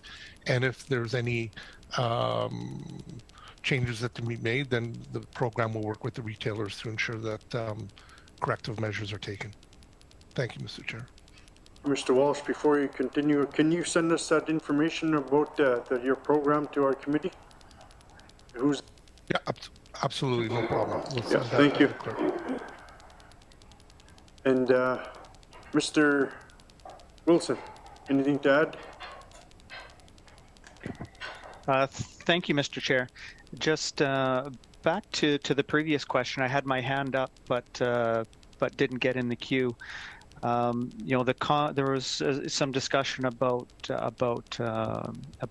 CEO salaries and income disparity is a big challenge in many of the communities that we serve.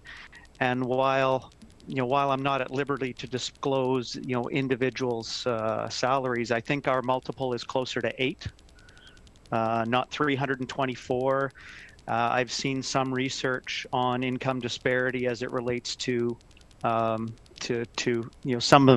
various measures of social outcomes, from educational attainment rates to rates of incarceration to health outcomes, and there is a strong correlation between income disparity and those metrics, and I think part of what makes us different as a co-op is having maybe a little bit of a different perspective on what gets rewarded and how people are compensated in our structure.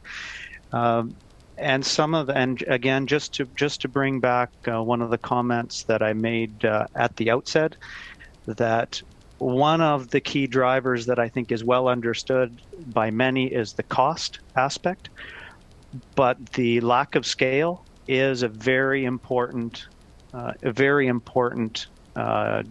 factor in what a retail business needs to be viable, and that doesn't matter whether it's north or south. I could go to a community of a few hundred people, not that far out of Winnipeg, and you'd find that it's a food desert because there's no food store that can viably exist in that small of a community. It's not a big outrage because people are more mobile. So the lack of scale is a very important thing to consider, and would drive what the other part of that question was, that what would it take to benchmark to an Ottawa or benchmark to a Yellowknife. Thank you, Mr. Chair. Yeah, thank you, Mr. Wilson. Mr. O'Reilly. Thanks. There's a slide on the Northern Stores presentation. It's page 30 of our package, where you say that there's plus 43% meat, plus 37% produce, plus 25% dairy. What does that slide really mean? Is that increase in sales in those areas? And I see the period of time, but I'm not sure that it actually equates into an increase in healthier food consumption, but what do those figures really mean? Thanks, Mr. Chair. Mr. O'Reilly, so just to let members know, it's not a hard stop at 12:30. We're going to go till we're done, until 1:30 or till we're in the House.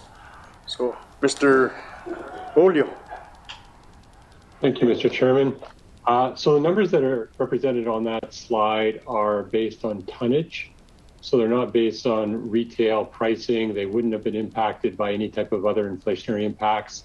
And it's in relation to what we would have had historically as the baseline basket of goods that would have existed at the start of the NNC program, i.e. the change from what was food mail, which is what existed prior to the Nutrition North Canada program, post-implementation. And we saw the change from food mail to NNC as a significant positive change for our customer, and resulted in the reduction of cost of goods on healthier foods. And in particular, because the program is a weight-based subsidy, we saw significant upticks, for instance, in fresh milk. And what that was, in essence, over time, if you want to stay on milk as an example, is a significant reduction in the consumption of canned milk, or Carnation or Pacific milk, and which high sugar levels, very shelf stable, and was a core part of our remote market, customers' diet for generations, was very quickly changed to having consumption of fresh milk. And so that would be one example of where we saw, our dairy sales with very low penetration in the basket shift to very high penetration in the basket. And so the data that's here is based on units, not dollars, and is representative of change in the consumer basket. And we view that as really what people are feeding or consuming in their households. And I hope that answered your question. Thank you, Mr. Bolio. Next on the list, I have Ms. Whalen Armstrong. Thank you. I know that with what's happening around the world, it's beyond our control, some of them. And I know that it's going to have an impact on our food supply and also with the high cost of living. In Bichico alone, like in Bichico, we live on the main highway. Why? How come we still have to pay for a milk that is $11? Where in Yellowknife, it's cheaper. It's like 5 something, and in Gamity, for 4-liter milk, it's $5.70. And in Bichico, we still have to pay, and we live on the main highway. We have access to go south. We have access to come to Yellowknife as well. So I just want to know why we still, in Bichico alone, we're still paying for milk that's $11. Thank you. Okay, thank you, Ms. Whalen Armstrong. Mr. Bolio. Thank you, Mr. Chairman. In relation to operations at Bichoco, I think Mr. Wilson related the comment around scale. And certainly scale for a small market retail operation and maintaining store brick and mortar operations in a smaller market carries a higher cost than serving a community like Yellowknife with a population of 20,000 people. That's probably the easiest and best way to respond to that around that specific item. The scale would also apply to the size of Northwest compared to the size of other retailers. So Walmart or Loblaws, for instance, operating in Yellowknife, have a scale opportunity that exceeds Northwest's in terms of buying power. Thank you, Mr. Bolio. Mr. Whalen Armstrong. Thank you. Well, this price, it's not just that milk, but there's the groceries. It is expensive at Northern Store, and this has an impact. This is a disadvantage for people living on fixed income. You know, just like Mr. Bonruch said, for elders and low-income families, and people who don't have access to vehicles, okay, that affects them as well. So now, what happens is that if people want to make their income go a little bit further, living on fixed income, they have to find a ride to go to Yellowknife. That's also, they have to pay for fuel. And then leaving the children behind. So that's also a childcare issue too as well. So there's all kinds of things that comes into effect here that it does have an impact on the low-income family and the elders. So I know there's a lot of frustration in that area, especially with the Northern Store, because that's the only retail store that we have. We have a small convenience store. So with this, why? It's just that I know that when we were on the Community Government Council, we did have issues with that too as well. And with, so that does have an impact on our people as well. So I just want to make, to comment on that. Not only that, in the small communities, healthy food in fly-in communities, what I learned is that healthy food are cheap, but they are limited. So they are limited. So what some people are doing is that they go to Yellowknife, they buy groceries. If a person buys $300 worth of groceries, some healthy food and all that, so the freight is equivalent to what they bought, what they spend in Yellowknife for food. So there's no, so I just want to see, I think we need to do more with the airline or with the fly-in. I know that they already mentioned with some of the costs, but that's for their, stores. But it's not for personal, for people that want to have access to healthy food, fresh food. They have to pay more, spend more. So I just wanted to make note of that. Thank you. Ms. Whalen Armstrong. Mr. Bolio, you'd take that? I certainly appreciate the members' feedback. Just as you were speaking, I was looking at our Bichuco, some of our Bichuco operation details, and I can assure you that from a baseline coverage of our staff, operating costs, the pricing model that we have in that store, and the resulting return that provides our business is well below what I would look at as even average. We have a number of markets in our, certainly our road network, which remain very high cost. And while our pricing scheme may seem or appear high when compared to major centers, it's the reality, the economics of the specific market. It has to be seen, from our perspective, would be seen as fair. And I think separately, I may want to reach out to you in terms of representing or having impact in that area to share some more details with you, potentially an opportunity to meet with you on my next trip through Yellowknife.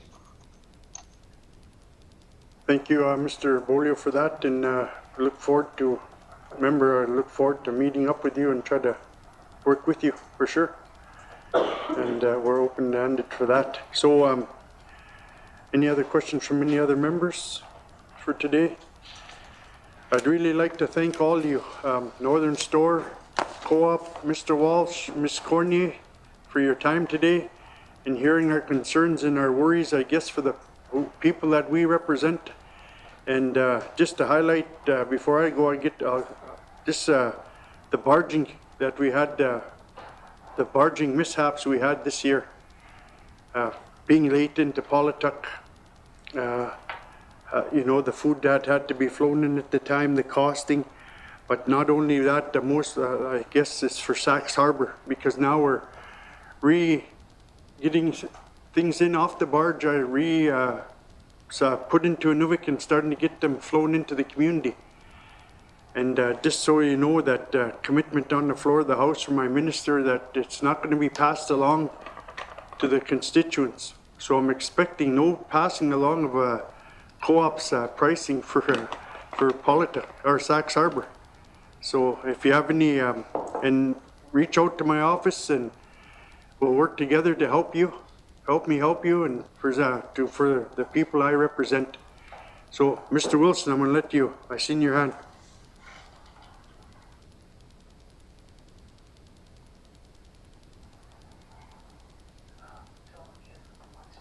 You're muted, Mr. Wilson. You can start over. Thank you. Thank you, Mr. Chair. I think you really addressed what I wanted to bring up with your last statement is, if there's a willingness by the government of the Northwest Territories to work with us on that regard, we're delighted to.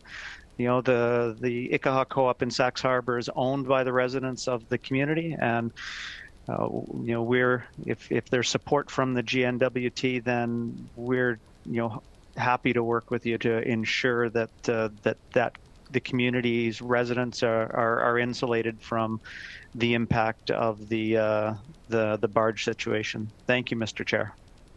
Yeah, thank you, Mr. Wilson. Yeah, so we look forward to if any assistance needed in regards to our committee to work with both Co-op and Northern Stores to help provide service to better our people, because the biggest worry for us is shortage of food, and in regards to our communities and being able to feed the constituents, and it's a big worry for us going forward. But I really want to thank you from our board that you guys took the time for us today, and look forward to working with you guys again. Thank you so much. Good. Thank you. Yeah. Thank you.